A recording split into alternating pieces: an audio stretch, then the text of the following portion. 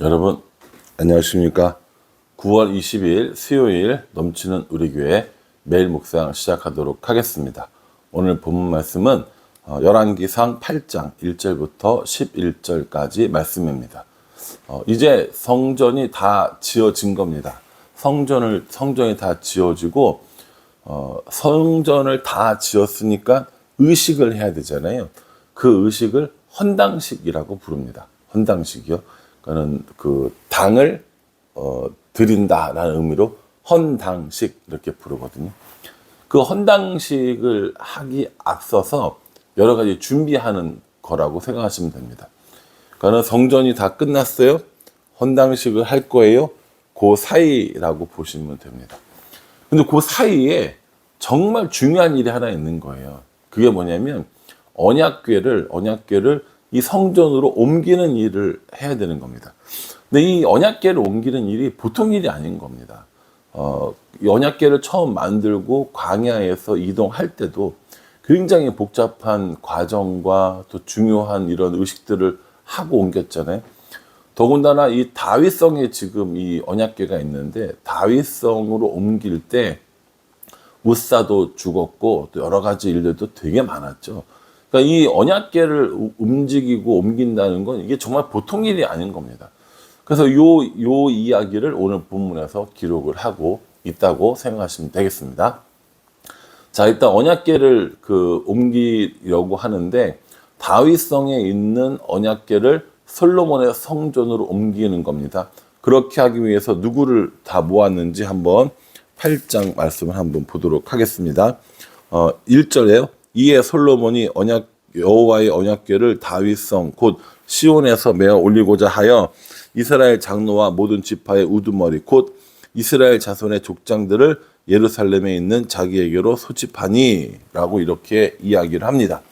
그러니까는 이 운반하기 위해서 이스라엘의 장로들 또 각 가문의 대표들 제사장 또 레위인 사람들을 다 모았다는 거예요. 그러니까 이건 단순히 그냥 솔로몬 성전에 그냥 언약궤 갖다 놓는 것으로만 끝나는 것이 아니라 이스라엘 모든 백성에게 기념이 될 만한 중요한 사건이라는 겁니다. 저번에 성전의 의미에 대해서 얘기를 한번 했을 때 이제 떠돌고 유목민이었던 그들이 성전을 가지고 성전 중심으로 살게 된 사건이라고 말씀드렸지 않습니까? 이제 그 성전에 가장 중요한 이 언약궤를 가지고 들어오는 일을 이제 시행하게 되는 거죠. 그래서 제사장들, 레위인들, 장로들 그리고 모든 지파 대표들을 모아가지고 이렇게 운반하려고 합니다.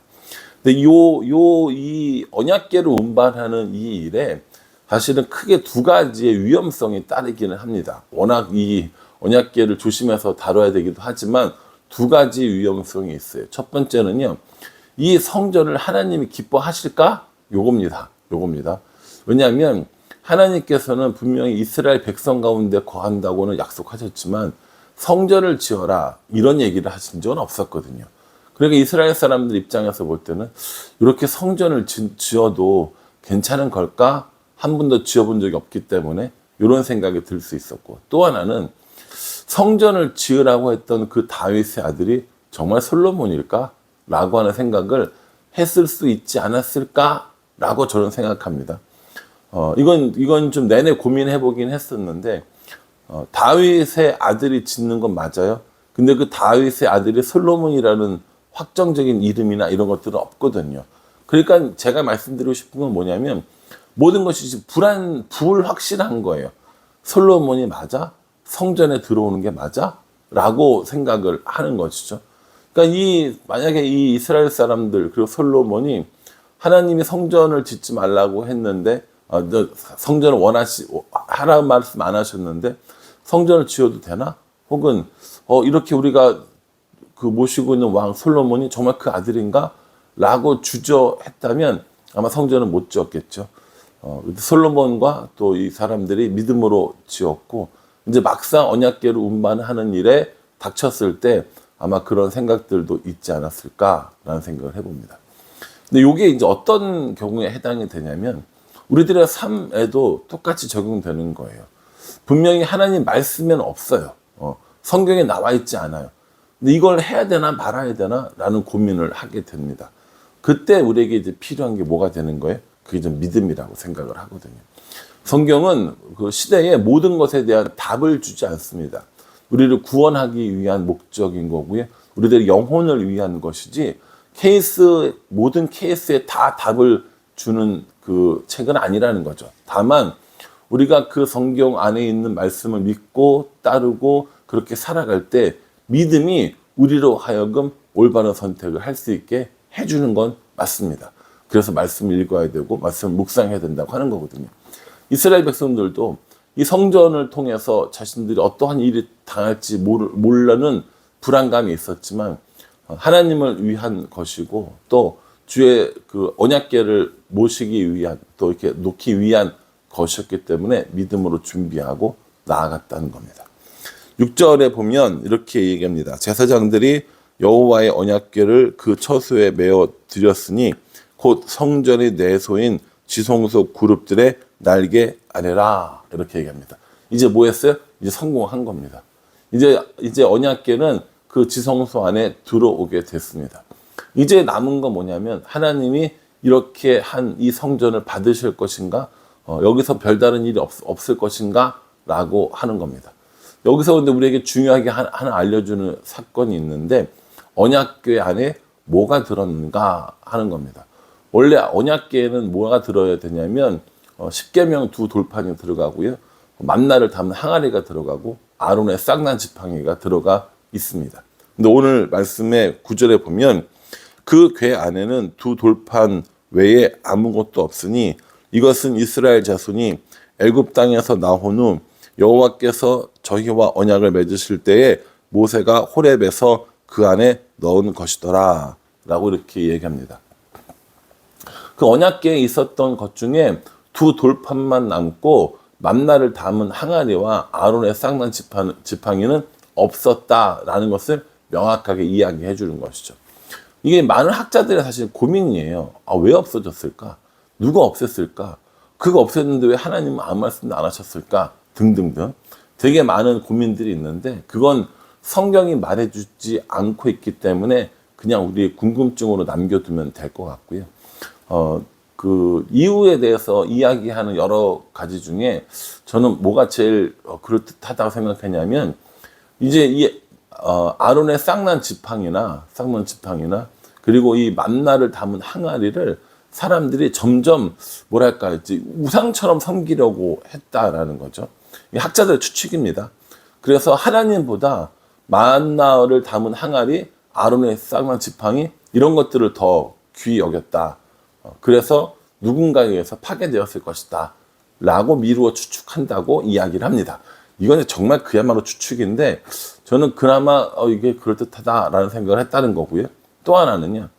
만나를 담은 항아리 그리고 아론의 쌍난 지팡이는 기적과 능력들을 상징하는 거라면 이 그 두 돌판은 뭘 상징합니까? 말씀을 상징하는 것이죠. 그래서 아론의 쌍난 지팡이와 이 만나를 담은 항아리는 사라졌어도 주의 말씀은 영원하다라는 의미로 이 십계명 두 돌판만 남겨졌을 것이다 라고 추측도 한다고 합니다. 이유는 몰라요. 이유는 모르는데 궁금하니까 여러 가지 생각을 해보고 학자들이 연구를 한 결과를 말씀드리는 겁니다. 여러분들은 어떻게 생각하세요? 여러분들은 왜 없어졌다고 생각하십니까? 되게 중요한 건 아니니까 너무 매달리시고 연구하지 마시고요. 결국 이 언약궤가 성전의 지성소에 들어오고 그리고 나서 어떤 일이 있었는가? 오늘 10절에 보면은 제사장이 성소에서 나올 때에 구름이 여호와의 성전에 가득함에 이렇게 얘기합니다. 그리고요 11절에도요 제사장이 그 구름으로 말미암아 능히 서서 섬기지 못하였으니 이는 여호와의 영광이 여호와의 성전에 가득함이었더라라고 이렇게 얘기합니다. 성전 안에 그 지성소 안에 언약궤가 놓여지고 제사장들이 밖에 나오니까 하나님의 영광의 구름이 그 성전을 가득하게 했다라는 겁니다. 그래서 그곳을 이제 여호와의 성전으로 부르게 된 겁니다. 여기서 중요한 것이 있어요. 성전의 건물이 아름답고 기구가 다 있고 언약궤가 거기에 있어서 거기가 성전입니까? 아니면 하나님이 그곳에 계시기 때문에 성전입니까? 저는 아무리 화려한 성전, 아무리 화려한 기구들, 아무리 중요한 언약궤일지라도 그것이 있다고 성전이 되지는 않는다라고 생각합니다. 그러니까 그런 외형적으로 보이는 건물들이 진짜 성전이 아니라 진짜 성전은 하나님이 계시는 곳, 하나님과 함께하는 삶, 그것이 성전이라고 생각합니다. 그러니까요, 성전에 자꾸 뭘 집어넣으려고 하는 거죠. 이것도 집어넣고 이것도 집어넣고 좀 더 좋은 걸로 하고 금으로 하고 뭐 은으로 하고 뭐 좀 더 좋은 거를 집어넣으면 하나님이 거기에 더 있고 더 영광이 가득 찰 거라고 생각하는데 아니라니까요. 아니라고요. 그 성전 안에, 그 건물 안에 무엇인가가 들어가서 성전이 되는 것이 아니고 거기에 있는 것의 퀄리티가 좋아서 거기가 성전이 되는 것이 아니고 하나님이 거기에 계셔야 성전인 겁니다. 교회도 마찬가지고요. 우리들의 삶도 마찬가지입니다. 교회에 아무리 화려한 장식이 있고 아무리 좋은 뭐 등등등 뭐가 있다 하더라도 그것 때문에 거기가 성전이 되는 게 아니라 하나님이 계셔야 성전인 거고요. 내 마음에도 내가 가진 것들, 내가 소유하고 있는 것들, 뭐 이런 것들이 아무리 좋아도 내가 하나님 안에 거하고 하나님이 내 안에 거하지 않으면 아무런 의미 없다. 하나님의 성전 아니다라는 걸 이야기를 합니다. 예, 좋은 의미로 이렇게 얘기합니다. 그래도 하나님의 성전이니까 좀 더 좋은 거 하면 좋지. 하나님의 성전이니까 좀 더 아름다운 거 하면 좋지. 예, 물론이죠. 그런 마음을 왜 모르겠습니까? 그런 마음을 담아 드리는 것들을 왜 모르겠습니까? 그런데 그게 어느 선을 넘어가면, 그게 마음을 넘어가면 하나님이 아니라 성전을 자랑하고 하나님이 아니라 언약궤를 더 중요시 하는 그 순간에 성전도 언약궤도 아무것도 아닌 것이 되어진다는 겁니다. BC 586년 바벨론의 침공으로 성전은 모두 무너져 버립니다. 성전은 영원하지 않습니다. 하나님이 계시는, 하나님이 함께 하시는 그 성전만이 영원하다고 저는 생각합니다. 그러니 우리는 하나님과 함께하는 삶, 하나님과 동행하는 삶을 따라 살면서 하나님의 성전이 되기 위해 애써야 합니다. 성전 되기 위해 많은 것들을 세우고 많은 것들을 성전 안에 뭔가를 집어넣고 이게 아니라 날마다 하나님과 동행하려고 하는 노력이 훨씬 더 중요하다는 거죠.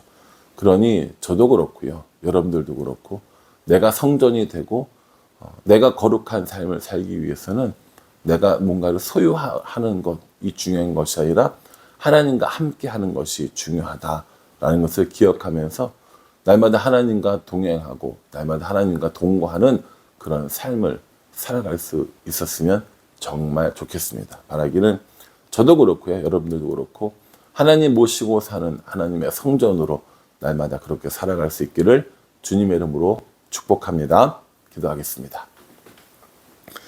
하나님, 성전이 아름답게 만들어졌습니다. 이제 중요한 언약궤도 옮겨지게 되었습니다. 하나님의 영광이 그곳에 가득했고 비로소 그곳은 하나님의 성전이 됩니다. 우리들의 삶 가운데도 다른 것들로 채워 넣으려고 하지 않고 우리들의 교회에도 다른 것들로 밀어 넣으려고 하지 않고 하나님이 계시고 하나님의 영광이 가득한, 그래서 성전인 사람, 성전인 교회 될 수 있도록 은혜 베풀어 주시옵소서. 예수님의 이름으로 기도합니다. 아멘. 예, 성전이 되는 것, 성전으로 살아가는 건 정말 쉬운 일이 아닙니다. 그러나 날마다 하나님과 동행하는 연습들을 통해서 성전으로 살아가는 저와 또 성전으로 살아가는 우리 교회가 되기를 간절한 마음으로 기도하겠습니다. 감사합니다.